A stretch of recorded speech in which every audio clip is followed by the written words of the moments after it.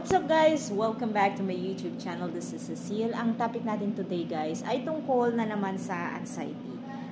Sa aking mga nakaraang video guys, diniscuss ko doon yung aking mga journey sa pagkakaroon ko ng anxiety. Yung unang nangyari sa akin, yung unang atake niya, shinare ko sa mga ibang video ko. And then gusto ko naman ngayon guys i-share sa inyo yung nangyari sa akin this year lang po. It happened few months ago lang. One time gumising ako, nagkape ako, nag-breakfast ako. And then, after few hours, nag-prepare ako ng early lunch. Nagluluto ako guys, no? Nagluluto ako, actually isda at gulay yung niluluto ko. And then, nasa kalagitnaan ako ng pagluluto guys. And, parang, nakaramdam ako ng parang may rubber band dito sa ulo ko dito.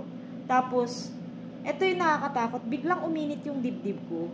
Ang init siya talaga. Tapos yung kamay ko uminit din. Na parang sumakit siya. Tapos nanginig. Yun ang unang nanginig sa akin. And then, after nun guys, alam ko pagka nangyayari yun, back to zero na naman ako. Yung pakiramdam ko na parang may iba akong sakit. Yun yung una ko. Parang first time ko kaagad. Pag umaatake kasi sa akin guys, ang laki ng nervous ko pagka umaatake na sa akin yung panic attack. Anyways, nung nanginginig ako, alam ko na parang may iba akong pakiramdam. Kaya nung nanginig ako, tapos biglang, nagluluto pa ako noon, bigla akong pinatay yung niluluto ko. Kasi, yung pakiramdam ko guys, yung nanginig yung mukha ko, tapos yung panga ko parang nag-stuck ganon. And then yung talukap ng mata ko talagang nanginginig. Pinatay ko guys. Bigla akong kumatok sa kabilang unit. Doon sa kung saan ako nakatira. Kinatok ko talaga sila kasi sabi ko, I'm not feeling well. Kinatok ko talaga. Grabe guys, yung nginig ko talaga. Naranasan ko to dati guys. Pero yung this year, matindi kasi yung sa mukha ko, matindi talaga yung nginig ko. So, sobrang takot ko talaga nun, guys. Kumatok talaga ako dun sa kabila. Buti nga nagawa ko pa yun.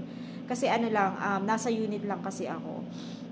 Anyways, nung nandun ako, sabi ko, I'm not feeling well. Tapos, niyak na ako noon kasi, natakot ako. Grabe yung takot ko kasi yung panga ko talagang parang hindi ko na maano. Tapos, yung grabe yung mukha ko talagang matindi talaga yung, yung panginginig niya.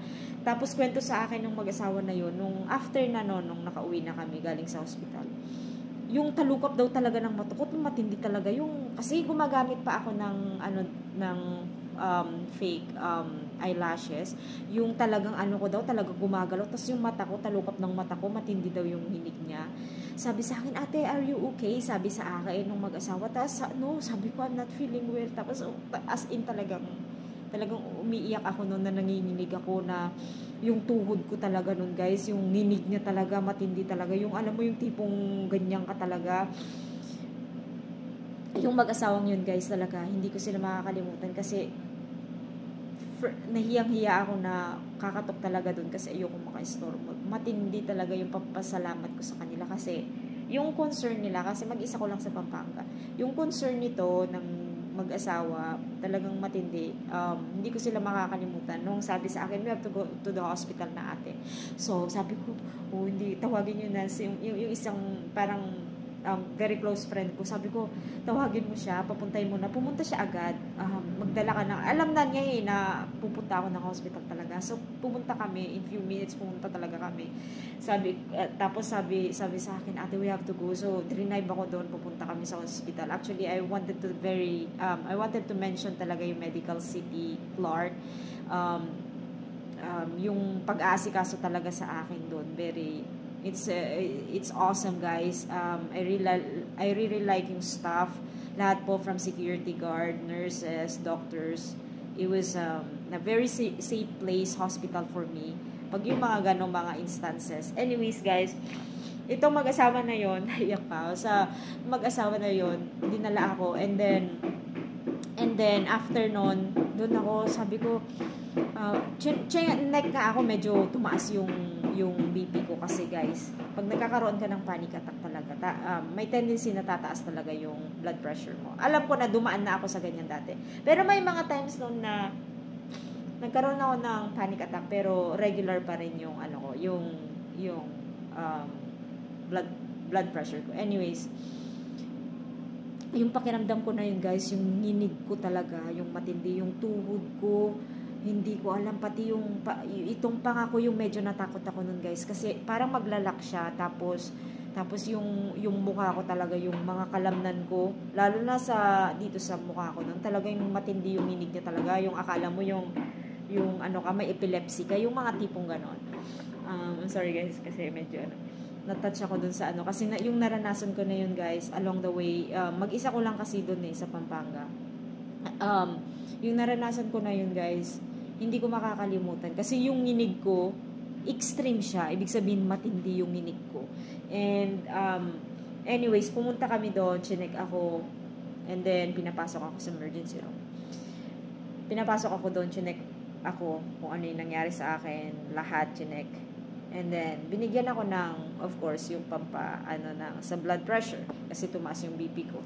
After a while, umokay ako. Nag-antay kami doon. Umokay ako, binigyan ako ng gamot, it's effective and all that. Chinek ulit ako yung mga laboratory ko, okay. Negative lahat. After few hours, guys, doon medyo naiyak pa ako. Pero kinakausap na ako nung isa. Yung mag-asawa na yun, hindi ko alam na nakaranas din siya ng mga light anxiety noon. So, share niya sa akin yung experience niya. And then I share the reality, kung ano yung totoo na naranasan ko, at saka sinabi ko na may anxiety ako.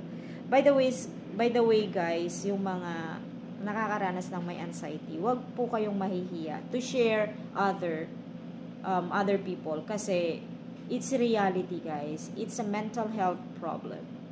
So it's good also to talk and share. And it's also nice to have a friend na talagang makikinig sa'yo. Anyways, nung nandun kami sa hospital na yon, pinauwi din ako after a while nung umokay ako. Kasi okay naman yung result ng medical ko. So, umuwi ako, and then nag-decide ako to come here sa province namin the next day. Sa takot ko guys. And then also, pero before that, meron na akong experience. Alam ko na anxiety yun, kasi before nangyari yun, nagkaroon ako ng konting stress from the people, from a friend of mine. Anyways, kaya guys, stay away talaga kayo sa stress, kasi yung impact ng stress ng may anxiety matindi. Atake talaga yung mga physical symptoms. Yung isip natin guys, yung isip ng isang may anxiety talagang very sensitive, very very sensitive. Yung naranasan ko na yun guys, yung panginginig na yun, isa sa pinaka naranasan ko na matindi talaga, kasi extreme siya. Dati guys, ang combination ng panginginig ko dati is yung pagbabasa ng kamay ko, pananakit ng ulo ko. Pero that time guys, yung nginig ko talaga extreme. Wala siyang totally na hilo na matindi.